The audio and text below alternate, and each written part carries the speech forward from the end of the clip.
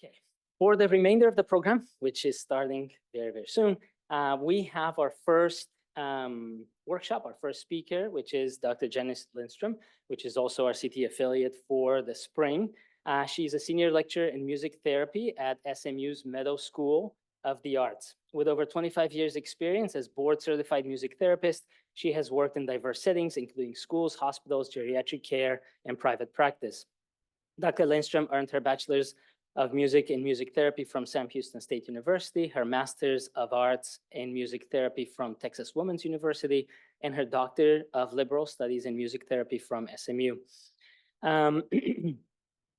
As a leader in the field, Dr. Lindstrom has served as president of the Southwestern region of the American Music Therapy Association and is currently the government relationship representative for Texas Music Therapy state recognition efforts.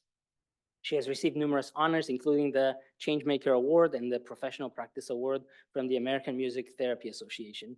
She was also featured on NPR, where she has spoken about the healing power of music and its ability to bridge divides. So we welcome her to the stage. Thank you.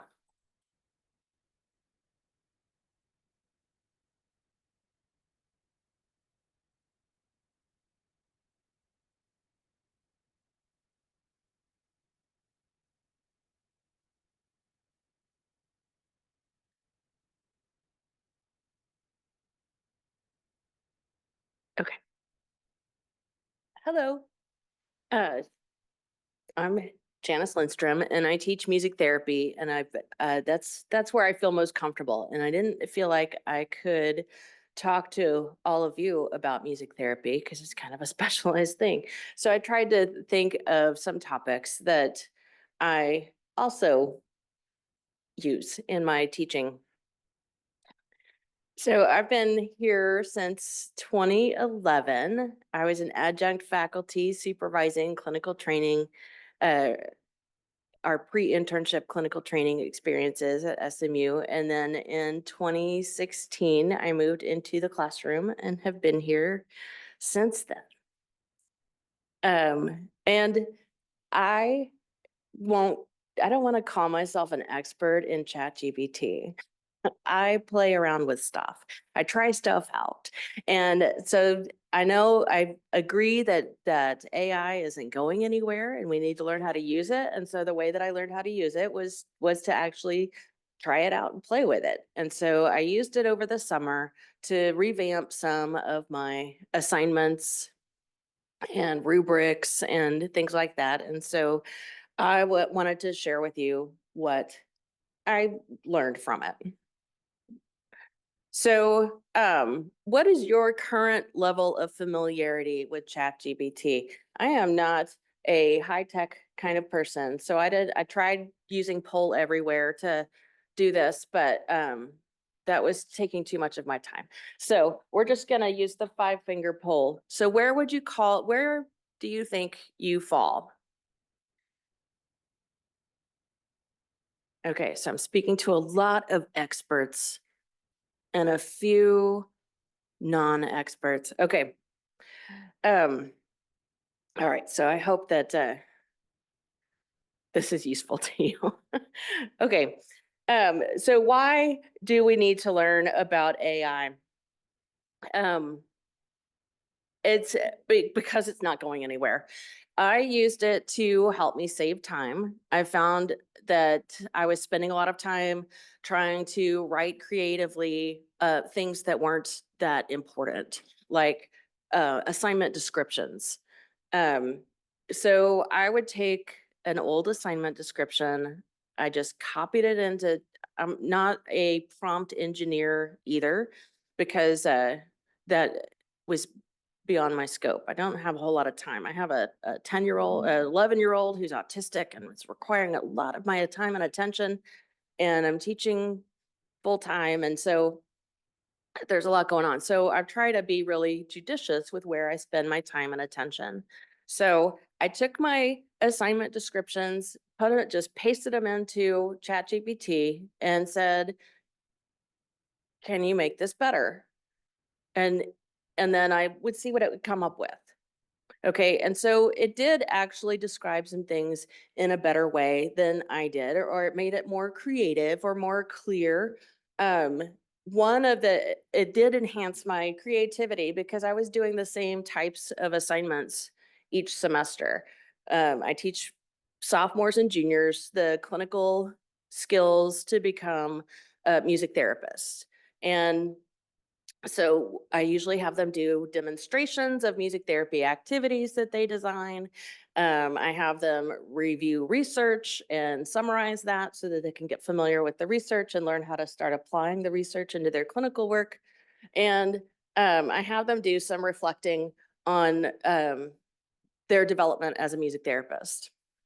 So I was doing the same things and making sure that they know how to sing and play guitar and sing and play piano and do that really well so that they can lead a session for their career. Um, and so when I put in I took my,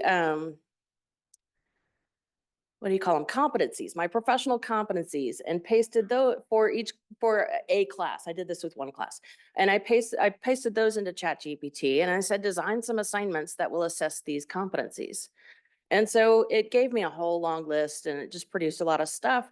And some of it wasn't useful. And I had this idea that I would try all of the things that they did. And then I decided that some of my assignments that I was using were actually better and did what I needed them to do. So I kept those. And then others I adjusted.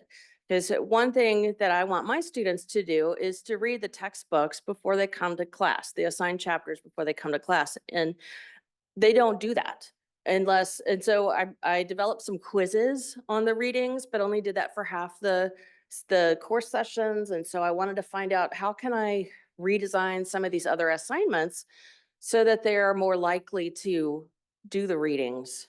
It still doesn't work 100%, but it does make them more likely to actually open the book at least once. So I just said, I looked at the subject of the chapter and I would put into the prompt, make this assignment include this topic or this information or these key points or something like that.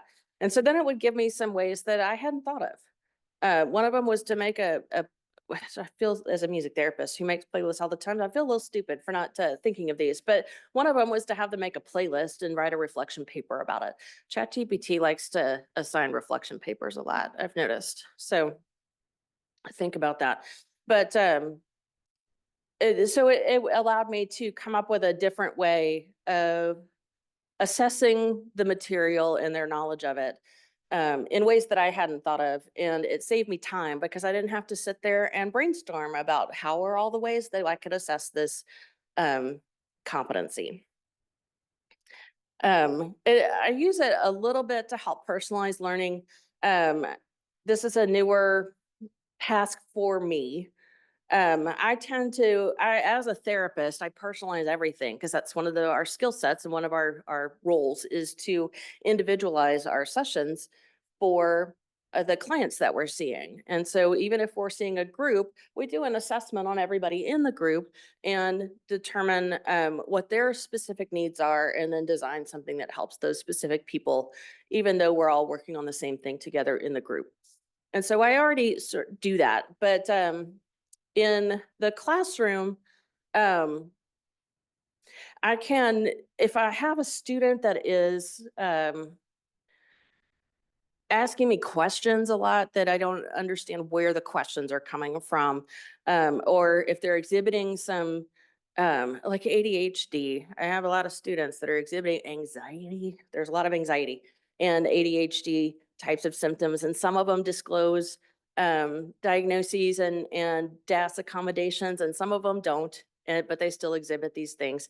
And so I can, instead of trying to think, how do I explain this topic better to this person and personalize it to what their needs are, I can just put my thoughts into ChatGPT and say, how can I talk about this with a student and not make them feel bad?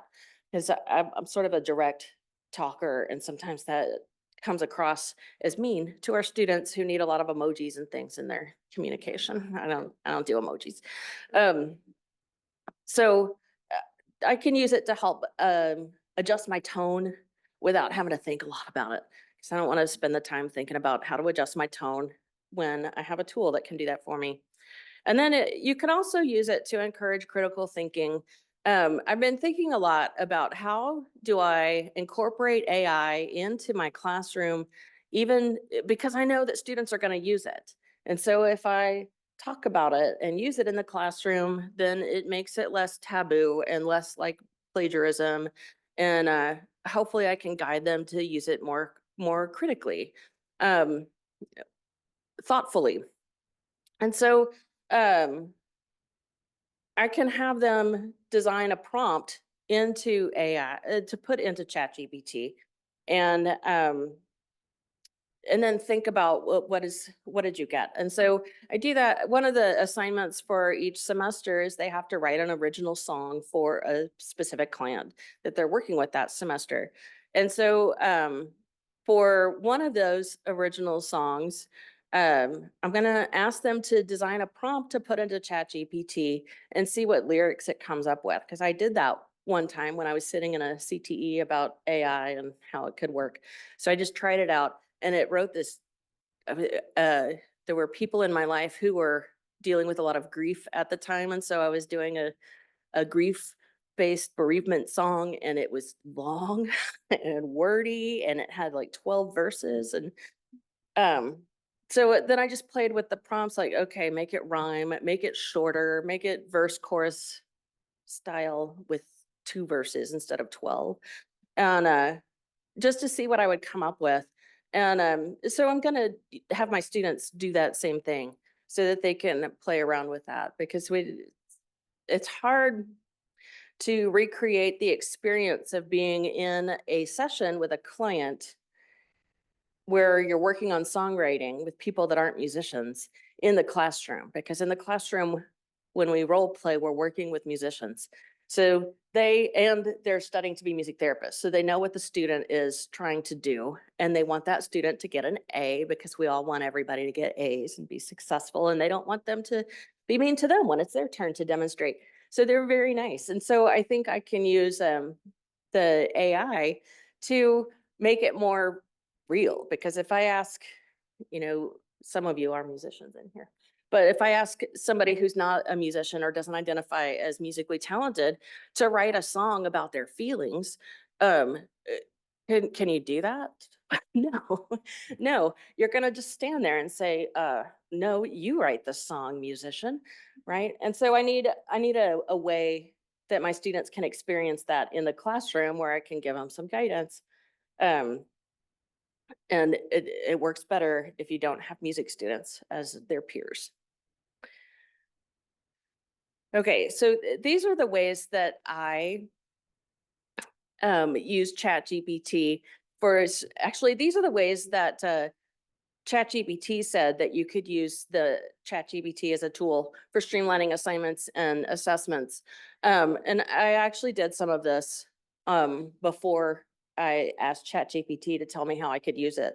And I focused on ChatGPT because I've been to the talks on all of the other models, and this one was the easiest one, the fastest one that I could get to.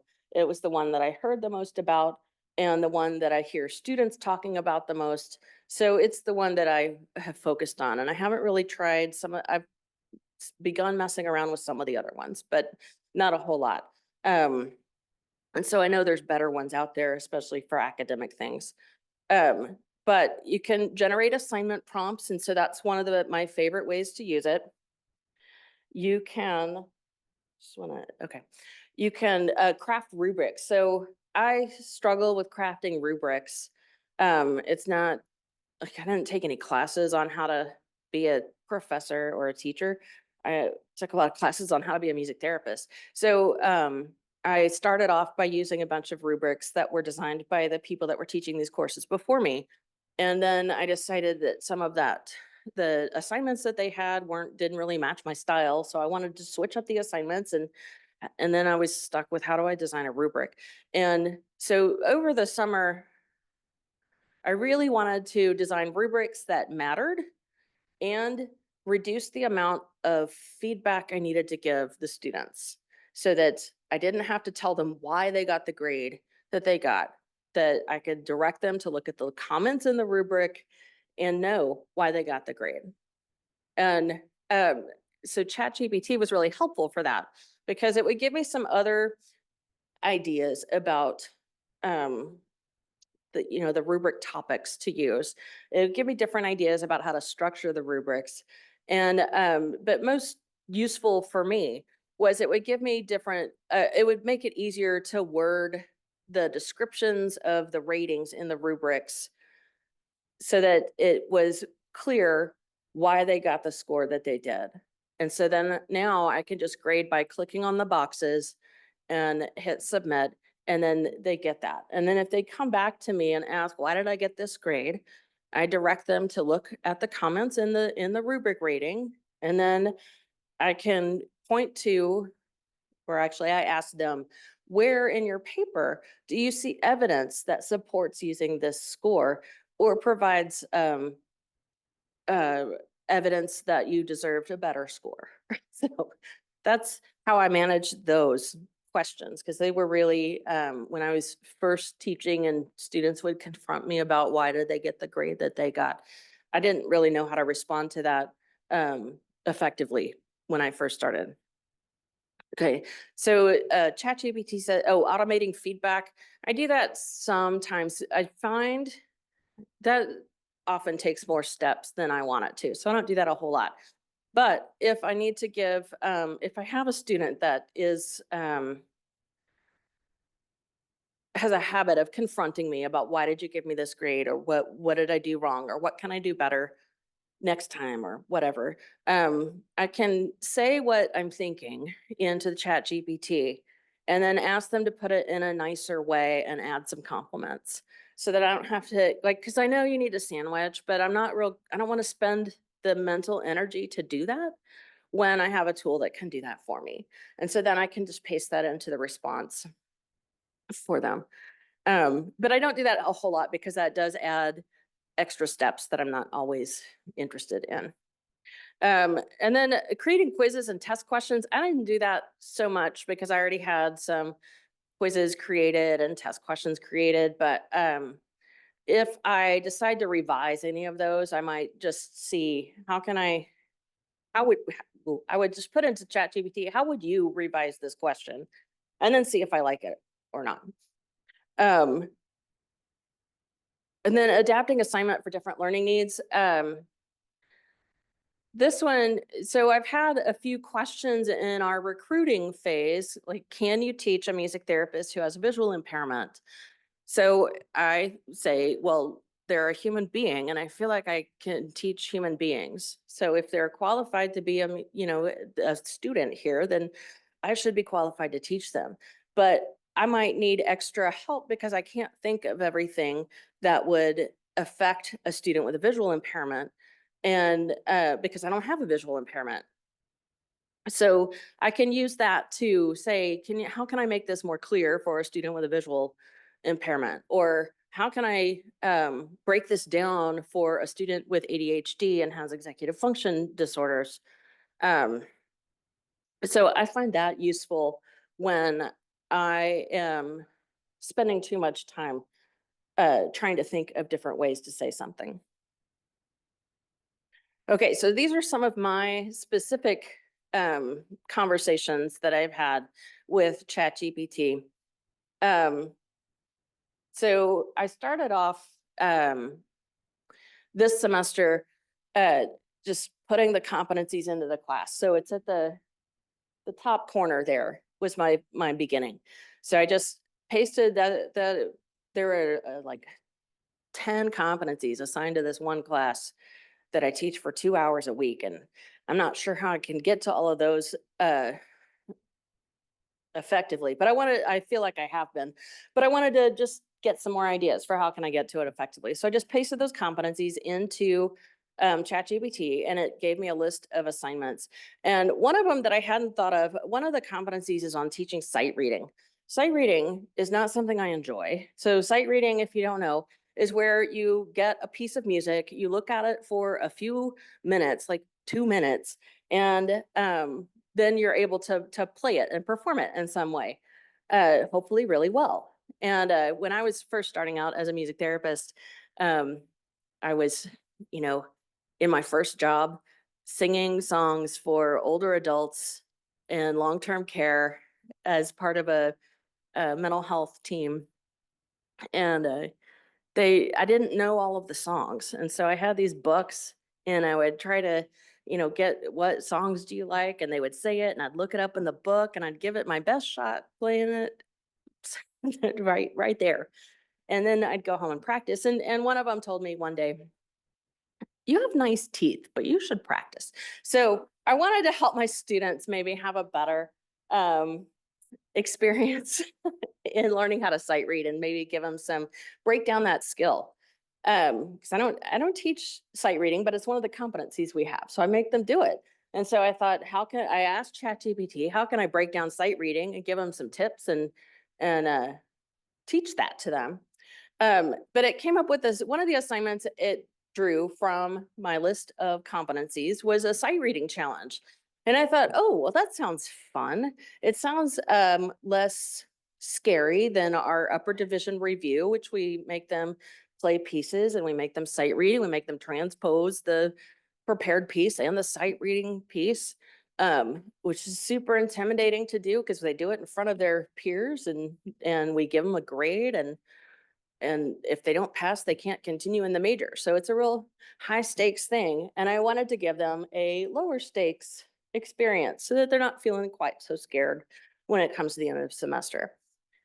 And so I liked this description and the assessment criteria is that it came up with first. So that's in the middle where it says number 4, sight reading challenge. And then on the side where it says, let's revise the assignment description to be more clear and include an objective. And so then it did that. So I just kind of put in, I didn't do a whole lot of prompt engineering study. I just would put stuff in like I was having a conversation with an inanimate object because yeah. So then I asked for a grade. Oh, and when it did that, when it fulfilled that prompt, it did the assignment description and it came up with grading criteria. And so I didn't think of using recovery from mistakes as a good grading criteria, but actually, I don't know why we would expect a student or like myself to sight read without mistakes. And really the skill that we want them to have is to be able to recover from the mistake and maybe hold through with their strong instrument, like their voice, if they make mistakes on the piano or the guitar, which are new instruments possibly to them. So I liked that criteria and I hadn't thought of it before. And I didn't know how to do percentages for the different criteria. So I took that part out, but I used those and I put it in the rubric with the like 5, 4, 3, 2, 1 points system. Okay, and so then I wanted to make it a midterm assignment. I don't like giving midterms and students don't like taking midterms, but I feel like it does force them to actually learn the material and demonstrate that knowledge of the material. And it allows me to give that grade when we're asked to enter the grades for midterm. So I try to do what I'm told. And so it's going to be a midterm assessment and I'm going to make it a friendly environment where they can get a feel for what that upper division review is going to feel like, but not feel quite so intimidated as they do it. So this is the outcome of the assignment description. So they're going to get sheet music and have a minute to scan. They're going to have a few minutes to perform the piece. And I tell them clearly what they're going to do. And before, I didn't tell them that they needed to sing the vocal part, play the accompaniment, keep it coordinated, try not to pause. I didn't have any of that description in there. I thought it was understood, but I really liked how clear this is. This tells them exactly what I'm looking for. And then I'm gonna have them take a minute and just put a reflection, how did I do, in a text box. Because I want them to, they tend to look to me for all of the feedback, and I want them to think about it themselves. And so then I was able to put that into the rubric with these clear descriptions. I feel like it makes sense if I got a 3 points for recovery from mistake, because I can see that I recovered from mistakes, but there was a noticeable impact on the flow. And I don't have to come up with that statement to explain why they got a 3 instead of a 5. Okay, so now I wanted to give you a brief opportunity to try it out yourself. And I didn't know that we were going to be in an auditorium. Last time we've done these, we've been around tables. And so I was kind of imagining that. So if you would like to, you can open up, you can go to chatgpt.com. I don't even think you have to log in. And I take an assignment part, take a rubric, take a description, and put it into ChatGPT and just see what happens. And then if you're near somebody, you can talk about it with them. And so take just a few minutes. I'll give you about 3 minutes for that.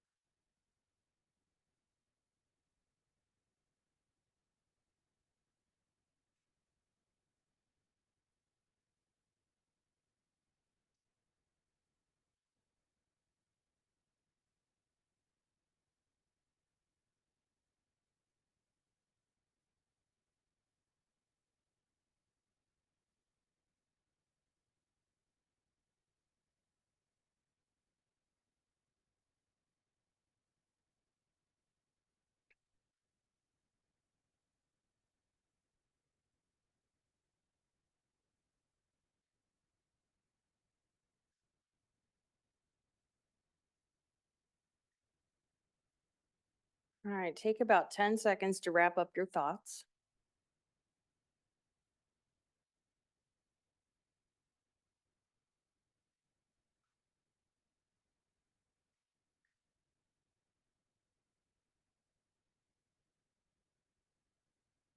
All right, did anyone have a favorite enhanced assignment that they would like to share?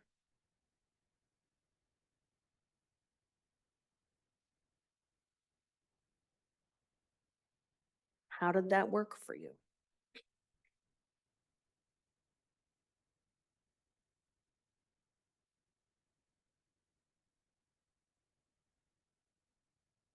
Yeah. I'm also using, so full disclosure. But I have an assignment where students have to compare two public domain editions of the Renaissance choral work and decide which one they would give to their choir to Oh. make the best performance that they, could have. And it's a clear but short description, so I asked it to improve my assignment prompt, and one of the things, it kept all the text, and then it said, like, here's a step-by-step way to approach this. And one of the things that it said in like stuff to consider when you're writing is like notation style and editorial decisions and layout and legibility. And then also the thing I had to consider, musical fidelity to the original manuscript or other historical sources, which I don't necessarily expect my students to go track down and then, examine, but like it'd be great if they did. And for the graduate version of this, that would be awesome.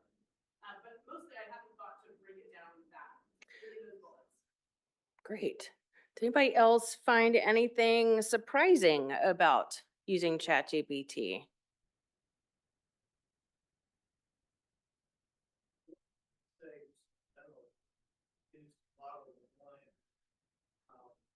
Just when I think that, oh, there's no way they're gonna build on it. It's like, yeah, they do. Uh-huh. Just as a general comment. Yes, right. I know. I like to think that they aren't as tech savvy as I am, but they are more tech savvy than I am. Yes. I just had an idea in doing this that I was like not sure it was gonna work. So I have lecture outlines and I want to start doing a lot of guided notes because to provide students that structure for following the lecture. I took the outline, put it in ChatGPT and created a guided notes document. Oh, nice. Well, I don't do that. If you need a typeset, it'll even give it to you in that typeset format. Wow. I mean, it'll make mistakes, but it gives you great. Yeah. And it's easier than creating it yourself, isn't it? Does somebody else want to comment? I saw somebody else's hand. Yes. Sometimes ChatGPT is also a cognitive advisor, so it will cut corners, maybe not necessarily look at a formula you posted that it's supposed to refer to or an attachment. And so I think it can be helpful to explicitly say, verify, go back, read through this, and you'll notice the pensive dots. Uh-huh. And then it will correct itself. So I think sometimes it's better to have more rather than less instruction in what's from my experience. Yes. I also feel like that it will give me a good idea of what a student who's not thinking very carefully might produce. And so then I can say, well, when I put this into ChatGPT, this is what I got, and it looks very similar to yours. So I don't have that happen all that often, but it helps me to look at what's the standard and where do I want them to be? Yes. One of the courses I teach is writing mathematical proofs, or just doing any kind of proof writing in mathematics. And I will often give it the same questions I'm giving to the students, and it does super weird things. So I'm often like at a loss as to how to incorporate AI in the proofwriting process. I mean, there's some really great products that will do it, but like I've seen at this level. But what I've just realized is that asking for more basic proofs, it'll still make mistakes, but now that basic proof I can give to my students and say, okay, here's a supposed proof. Where's the mistake? Oh, nice. Yeah. That's the thing I've been trying to figure out how to do. And I realized if I just sort of lower the bar on the type of statement, make it less complex. The more complex, it does really weird things, but in the more basic things, the mistakes are easier to identify for students. Nice. Okay. So to wrap up, I wanted to go over ethical considerations and best practices. I feel like we don't know what the best practices are. We're still formulating that as a society because this is still new. But one thing that I think is important is to model transparency. And so I use this syllabus statement under the assignment descriptions to let them know that I'm using ChatGPT, and then hopefully they'll talk to me about when they use ChatGPT. And I think understanding the responsible use. So knowing that it's not good for the environment, or it does have environmental impacts, being aware of that, and making conscious decisions about when we're using it and why, and maybe we don't want to be less of an environmental impact. To understand that we don't know what these AI platforms are taking from our prompts and how they're using them, because they don't disclose that. And understanding that there's not a good, or I don't feel like I know a good way to tell if I'm plagiarizing, if I'm using ChatGPT. And I don't have a good way to know that, because I don't know all the sources that it's drawing from. And so I can't go and do the legwork to make sure I'm attributing things properly. And we need to be responsible for that. And these were my key takeaways. That it saves me time, and it can increase engagement with my students when I use it thoughtfully. It's a tool to enhance, but it does not replace my expertise. And I try to use these best practices that I've identified so far. I start with a clear learning objective, review and refine the content that's generated by ChatGPT, and then I'm transparent about its use.